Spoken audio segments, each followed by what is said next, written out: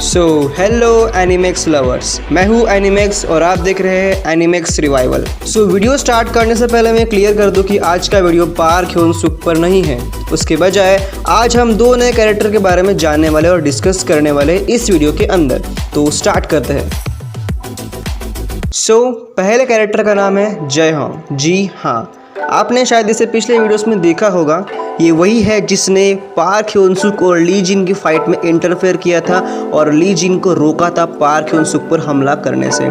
तो आखिर जयहोंग है कौन, तो उसके बारे में हम आगे जानेंगे। हम देखते हैं कि स्कूल में एक चश्मिश लड़का बहुत स्टाइल मारकर अपने महंगे कपड़ों को दिखाकर लड़कियों पर लाइन मार रहा होता है। वो सोचता है कि उसने इतने ब्रांडेड कपड़े पहन के रखे हैं कि कोई भी उसके सामने पानी कम चाय है।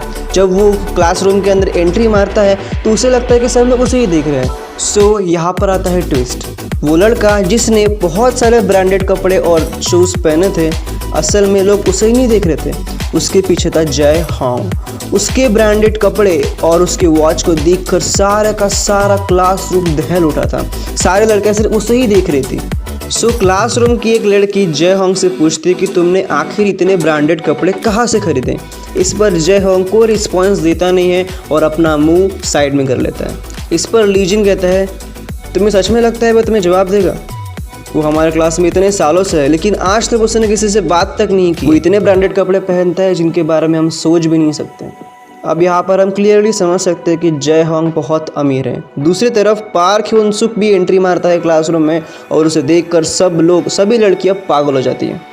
पार्क ह्योन-सुक के पीछे से कुछ लड़के पार्क ह्योन-सुक की खिल्ली उड़ा रहे होते हैं। वो कहते हैं कि पार्क ह्योन-सुक दिखने में भले अच्छा हो लेकिन उसके कपड़े से लेकर उसका डिज़ाइन सब कुछ बेकार है। वो रोज़ एक ही कपड़े पहन कर आता है और उसके शूज़ तो पूरी तरह फटे हुए हैं। उसका बैग एक बकवास तरह का बैग है जिसे हमेशा की तरह पुराना ही लगता है। सो पार्क ह्योन-सुक की एंट्री पर जयहोंग भी उसकी तरफ देख रहा होता है। सो यहाँ पर पॉइंट टू बी नोटेड कि आज तक जयहोंग ने किसी भी क्लासमेट को रिस्पॉन्स तक नहीं दिया है लेकिन वो पार्क ह्योन-सुक में इंटरेस्टेड है। सो पार्क ह्योन-सुक और जयहोंग अपने एक फैशन डिज़ाइन की क्लास में पढ़ रहे होते हैं। उनकी क्लास ख़त्म होती है और सभी बच्चे क्लासरूम से बाहर निकल जाते हैं एक्सेप्ट पार्क ह्योन-सुक और जयहोंग। सो पार्क ह्योन-सुक को उसकी माँ का कॉल आता है और वो बताती है कि असल में कल पार्क ह्योन-सुक का बर्थडे है। अब ये बात जयहोंग सुन लेता है। सो पार्क ह्योन-सुक के बर्थडे का दिन। सो हमेशा की तरह पार्क ह्योन-सुक अपने क्लासरूम में होता है, जयहोंग भी वहीं पर होता है। सो यहाँ पर फिर से वही बच्चे पार्क ह्योन-सुक की खिल्ली उड़ा रहे होते हैं। वो वही बात जयहोंग भी सुन रहा होता है। वो बच्चे प्लान करते हैं कि अगले दिन जब पार्क ह्योन-सुक क्लासरूम में आएगा तो वो उसे उसके ब्रांड के बारे में पूछेंगे और ये बात सुनकर 100% पार्क ह्योन-सुक शर्मिंदा हो जाएगा। अब ये बात जयहोंग को पता चल जाती है। दूसरी तरफ वास्को के गैंग के मेंबर्स पार्क ह्योन-सुक को मारने का प्लान बनाते उसके बर्थडे के दिन ही, जस्ट बिकॉज क्योंकि पार्क ह्योन-सुक ने वास्को को बहुत बुरी तरह पीटा था। अब ये बात वास्को को बिल्कुल नहीं पता। सो क्लासेस ख़त्म होती और पार्क ह्योन-सुक अपने घर जा रहा होता है। तभी रास्ते में उसे जयहोंग मिलता है। उसके हाथ में एक बैग होती है और उस बैग पर लिखा होता है हैप्पी बर्थडे पार्क ह्योन-सुक। जब पार्क ह्योन-सुक उस बैग को ओपन करता है तो उसमें बहुत सारे कपड़े, शूज़ और बहुत सारे ज्वेलरीज होते हैं और ये देखकर पार्क ह्योन-सुक बहुत खुश होता है और इसके लिए वो जयहोंग को बहुत ज़्यादा शुक्रिया कहता है। लेकिन तब तक जयहोंग वहाँ से अपनी गाड़ी में बैठकर चला जाता है। लेकिन तभी हम देखते हैं कि असल में वो सिर्फ एक बैग नहीं थी।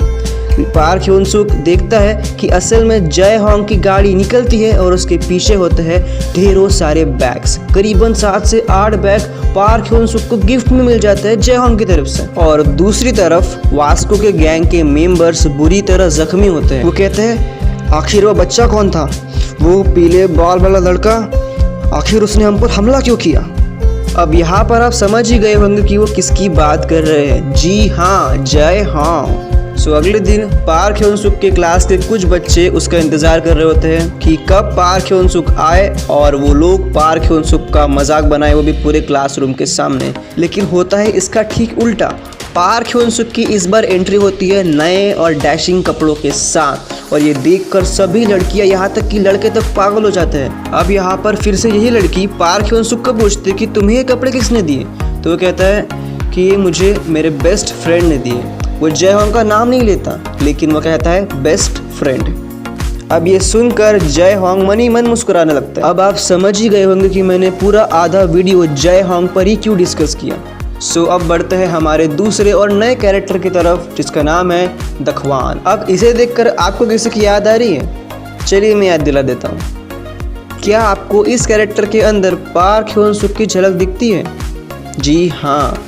सो दखवान हमारा एक नया कैरेक्टर है जिसे बिल्कुल पार्क ह्योन सुक की तरह ही बुली किया जाता है। जस्ट बिकॉज दखवान बिल्कुल दिखने में अच्छा नहीं है, इसलिए लोग उसकी डिसरिस्पेक्ट करते हैं और उसे बहुत टॉर्चर करते हैं, उसका बहिष्कार करते हैं। सो यहाँ पर मेन बात यह है कि पार्क ह्योन सुक के तो 2 बॉडीज़ हैं, लेकिन दखवान के पास नहीं। सो दखवान का टॉर्चर अभी भी जारी है, उसके क्लासमेट्स अभी भी उसे परेशान करते हैं। अब दखवान की एक स्पेशल बात यह है कि दखवान एक अच्छा रैपर है, मतलब वो अच्छे रैप लिख सकता है, लेकिन उसके चेहरे को देखकर हर कोई उसे नज़रअंदाज कर देता है। जब दखवान ऑडिशन देने जाता है तो उसके चेहरे को देखते ही वहाँ के लोग उसे बाहर निकाल देते हैं और उसके बदले में उसी के क्लासमेट को सिलेक्ट करते हैं। अब ये बात पार्क ह्योन सुक को पता है और इसीलिए पार्क ह्योन सुक दखवान की तरफ दोस्ती का हाथ बढ़ाता है, लेकिन दखवान उसे मना कर देता है। दखवान पार्क ह्योन सुक से कहता है, तुम भी वैसे ही हो, तुम भी बाकियों की तरफ बुरे हो, तुम मेरा सिर्फ फ़ायदा उठाना चाहते हो, फ्रेंडशिप के बहाने अपने काम निकलवाना चाहते हो। तुम्हें जो करना है तुम वो करो, तुम जितना मुझे टॉर्चर करोगे मेरा रैप उतना ही पावरफुल होगा। तुम्हें जो करना है तुम वो करो, मुझे फ़र्क नहीं पड़ता, तुम मेरे दोस्त नहीं हो। सो यहाँ पर पार्क ह्योन सुक दखवान की हेल्प करना चाहता है, लेकिन दखवान इसमें बिल्कुल इंटरेस्टेड नहीं है। सो गाइस आज के लिए बस इतना ही। तो पार्क ह्योन सुक दखवान की हेल्प कैसे करेगा ये हम देखेंगे अगली वीडियो में। तब तक के लिए बाय। सो हम मिलेंगे दोबारा, तब तक के लिए सायनारा।